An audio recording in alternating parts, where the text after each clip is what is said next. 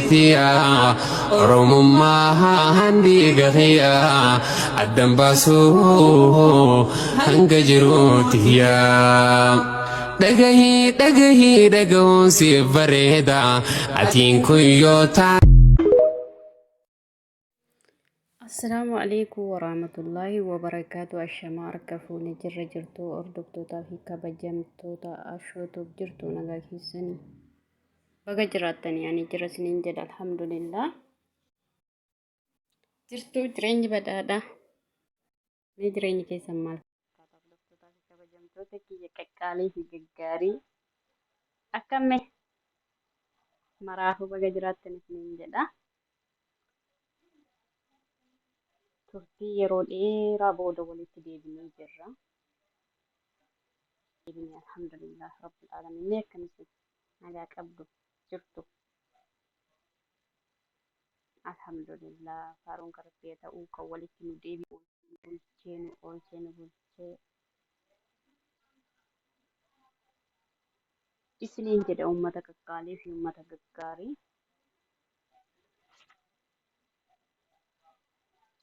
akkasii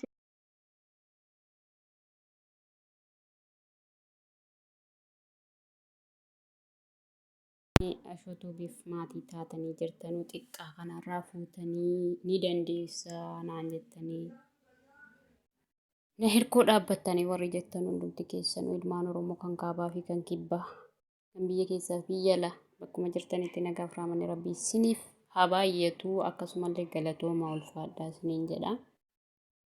Haamilee keessaniin dandeettii godhadhee akkan hojjedhuuf akkan dalaga kan na taasistanii isin ilmaan Oromoo qaqqaalii fi gaggaariidha dhugaa hedduu galatoomaa isiniin jedha Oromoo tiyya maal akka isiniin jedhu hin beeku baay'ee isin jaalladha baay'ee isin galateeffadha galanni keessan bilisummaa haa ta'u addunyaa kanarratti gaafa duutanii immoo hunda keessaniif jannata isiniif hawwa jechuudha. Rabbi isin haa gammachiisu isiniin jedha uummata kiyyaa akkasiin na cina dhaabbattanii siif jirra jireenya arrasitti hin tolle borsitti toluu danda'a naan jettanii haamilee naaf taatanii akka yuutuubii kan koo addaan himneef wallaahi na bira dhaabbattan hedduu tokko galatoomaa isiniin jedha uummata kiyya isinirraa dhalachuun na boonsee na gammachiise dhugaa sababiin isaa namni waa xiqqoo irratti yoo haamilee isiniif ta'e yoo isin gargaaree jedhe yoo isin dandeettii rabbi isinii kenne waan guddaa hojjettanis namatti isin barbaachisa waan ta'eef fuula duraaf abdiinatti hortan jechuudha. Waa xiqqishuu kanarra gaafa na adeemsistanii karaan kun karaa sitti dheeratus ni dandeessaa fagaatus ni dandeettaa ni geessaa jettanii na bira dhaabbattanii nattooftanii na geessitanii. Kanaafuu jennaan galatoomaa ulfaadhaa isiniin jedha uummata kiyya. Akkas isiniin jedha akkasumas warroonni ashootuubiif maatii hin taane maatii kootiitti dabalama maatii naaf ta'a isiniin jedha. Uummata qaqqaalii fi uummata gaggaarii maatii naaf ta'a koomentii naa barreessaa isiniif deebisaa isiniin jedha. Kabajaaf jaalalaan isin gaafadha Oromoo tiyya. Uummata saba bal'aa uummata guddaa. Akkasii kan kanarraa hafe immoo ashoon maal qabattee dhufte jechuun keessaniin oolu ajandaa bareedduu ajandaa hawwituu maashaallah tabaarakallaa baay'ee namatti tolallee baay'ee namatti tola ajandaa jawwee fi Dr. Ilillii Jamaal qabadhee dhufee jira. Ajandaa baay'ee hawwituu fi baay'ee kan namatti tolu jechuudha dhugaa dubbachuuf baay'ee namatti tola maashaallah tabaarakallaa irraa jedhee jiraan akka kiyyatti jechuudha baay'een jaalladha isaan lammaniyyuu jawwee immoo yaa namni hin jaallanne jira jedhee hin yaadu akkasumas Dr. Ililliin doktora isaa turte doktora fayyaa turte amma garuu doktora fayyaa irra dabartee doktora jaalalaa taatee jirti jechuudha maashaallah tabaarakallaa baay'ee namatti tola. Nuti lakka fayyummaa jaalaa jirti seene daadaa keenya seen doktora jaalalaa taatee jirti. Kanas ta'ee sanas ta'ee baga milkoofte jedhaanii isheedhaan illee ta'ee jawweedhaan illee bulloo keenya baga milkaa'ee walumaan horanii haa bulanu isaan lammanuu ilmaan Oromooti. Akkas jenna wanta biraa keessa seenuu dubbachuun hin barbaachisu. Ilmaan Oromoo qaqqaalii fi gaggaariidha isaan lammanuu maashaallah tabaarakallaa wallaahi hedduu namatti tola. Yaani inillee nama kophaa jiraachuuf malee miti. Kophaa jiree keessatti namni ni miidhama. Kanaaf yoo si waliin ta'e jireenya isaatti fufsiisuu danda'a jennee abdii qabnaa. Kanaafuu Dooktor Ilillii Jamaal dooktora fayyaa turte yeroo jalqabaatii fi dooktora fayyaa turte amma dooktora jaalala dabalattee jirti jechuudha. Argitanii? Mee akkamis hin qannaasisa ijoolleen shamarranii bismillaahi. Keessaayyuu daaspooronni bismillah wana inaafin keessan inaafii miti ka maashaallah irraa jedhaa wallaahi oranii bulanu rabbii waliin jara haa bulchu. Yaani namatti tola. Xiqqoo gam tokkoon mufaatallee kan itti qabu jiraachuu danda'a, kan itti haarullee jiraachuu danda'a. Kanas ta'e sanas ta'e abbaan waan isa baasuu wallaalu wanna ta'eefu waan kana godhee ibsatu beeka wanna ta'eef kan nurraa barbaachisu nuti. Abbaa keenya kabajamaa fi qaalii namaa jechuudha. Ija keenya ija Oromootii dhugaa dubbachuu fi hayyuu Oromooti. Waan inni jaallate waliin jaallachuun dirqama namaati jechuudha. Obboleettiin keenya Dooktor Ilillii Birraa nama kabajamtuu fi nama jaallatamtuudha. Aseen illee nama bakka guddaa qabduudha jechuudha. Kanaafuu jennaan isaa wajjin ta'uu isaatiif namni ishee tuffatu yookaan ishee jibbu hin jiru. Ishee qeequllee yaa jiraachuu danda'a namni nama qeequllee hin dhabamu. Kanaafuu jennaan osuma isheen taaneeyyuu waan inni ayyuun keenya jaallate waliin jaallachuu qabna jechuu barbaadeetan. Garuu isheen intala Oromoo cimtuudha. Intala kabajamtuudha isheenillee. Kanaafuu jennaan maashaallah tabaarakallaa oraatii waliin bulaa waliin haarri filadhaa jedheeni jira hangama kiyyaanii. Dooktora kiyyaa Dooktor Ilillii Birraa Lillii Birraa miti lakka Dooktor Ilillii Jamaal bismillaahi. Dooktor Ilillii Birraa Dooktor Alii Birraati malee Dooktor Ilillii Birraa warra dooktorri keenya dooktora kabajaa Alii Birraati natti fakkaata. Lillii Birraa isheedha. Isheen kun Ilillii Jamaali. Nan dogoggoree dhiifama maqaa Oromooti. Maqaa wal harkaa dhooftee dhugaan hin gammadee dhugaa dubbachuuf suuraa sana gaafa argu hedduu gammadellee hangi ta'e wanti ta'e xiqqoo gab tokkoon xiqqoo ishee dogoggorri yoo jiraachuullee mala gariin namaa haadha manaa lammaffaa akkamitti fuudhellee kan jedhullee ni jira jechuudha. Yaa akka shariyaatti afuruu fuuchuu ni danda'a. Ta'us garuu inni kun isa kana warruma beektotaaf inni isa keessallee hin seenu. Yaani waan inni jaallate walumaan jaallachuu qabna. Yookaan waliigalteedhaan fuudhuu danda'a wanna ta'eef yookaan isoo gargar ba'anis hin beekamu jechuudha. Rabbumatu beekaa rabbi yeroo dandeenya. Kanas ta'e sanas ta'e jechuudha isin ijoolleen Oromoo jechuudha. Hayyuu keenya kabajamaa fi jaallatamaa maqaasaa irraa asii achi wantoota hin taane maqaasaa hin xureessinaa jechuudha. Maaliif haala fedheenuu fuudhe kalaas waan inni jaallate waliin jaallachuu qabna jechuudha. Akkasumas hayyuu keenya kabajamtuu fi jaallatamtuu haadha Oromoo yookaan Alfaatii Kabbadaa yoo taates isheenis jireenya ishee jiraachaa jirti yoo gargar ba'anis ta'e yoo waliin jiraachuus immoo ni danda'u jechuudha. Wanti jara dhorku hin jiru. Sirrii amantaa keenya hanga furiitti ni deemsisa jechuudha. Inni ni danda'a taana wanti isa daangessu hin jiru lamaa mitiiti afuruu fuuchuu ni danda'a jechuudha. Kun dandeettii irratti nuuroo isaa isa geessina afuruu fuuchuu ni danda'a jechuudha. Kanaafuu jenna akkamitti maaloodha jettanii irraa hin odeessina. Maashaallah tabaarakallaa irraa jedhani kanuma jechuudha. Wantoota jara gidduu jiru yoo jiraate jarumatu waliin fixata malee si warra kun akka kiyyatti wanta Oromoo ilaallatu miti. Jireenya dhuunfaa jaraate wanna ta'eef jechuudha. Isheedhaaf illee ta'e olii gadi fuutanii suuraa isaallee wal garagalchitanii maal jettanii maal isin dhaqe amma waan kana keessa. Wanta suuraa isaa garagalchanuufi kun jireenya dhuunfaa isaatiif baraa. Jireenya dhuunfaatiif waan isin gammachiisu okay maashaallah irraa jedha. Wanta isin gaddisiisu soo keessa jiraate jireenya dhuunfaa isaati wanna ta'eef wanta gargaaruu danda'amu yoo ta'e gargaaru wanta gargaaruu isinirraa hin feene isoo duwwaadhaan wanta sirrachuu danda'u yoo ta'e isatu sirreessuu danda'a jechuudha. Kanaafuu wanti isin naqu hin jiru.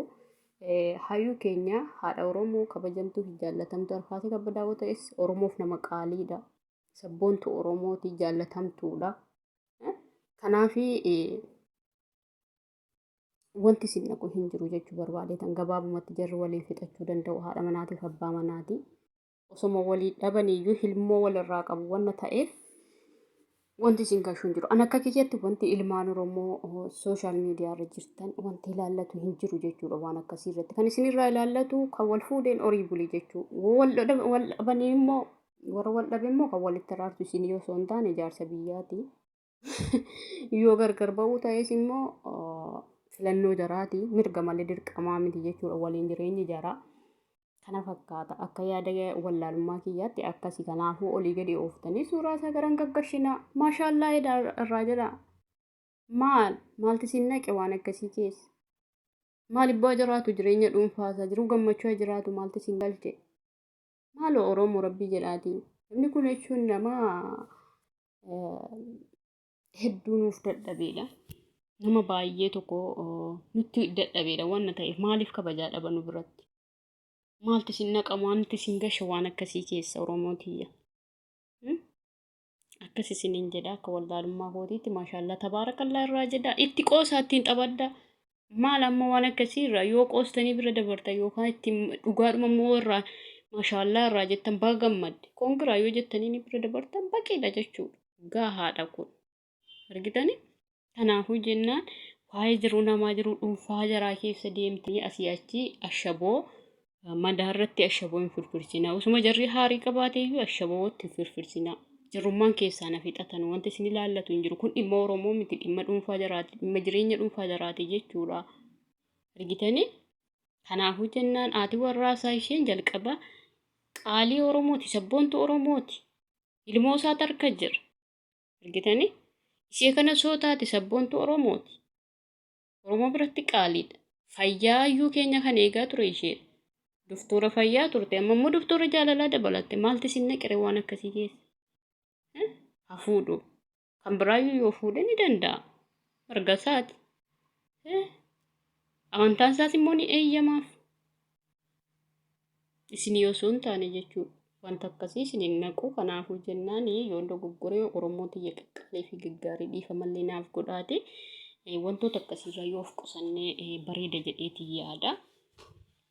Wantoota nama galchine keessaa galuun oma tokko gaarummaa hin qabu. Gaarii miti jechuudha wantoota nu galchine keessa galuun maaliif waanuma nu galchu keessa yoo gallee jechuudha.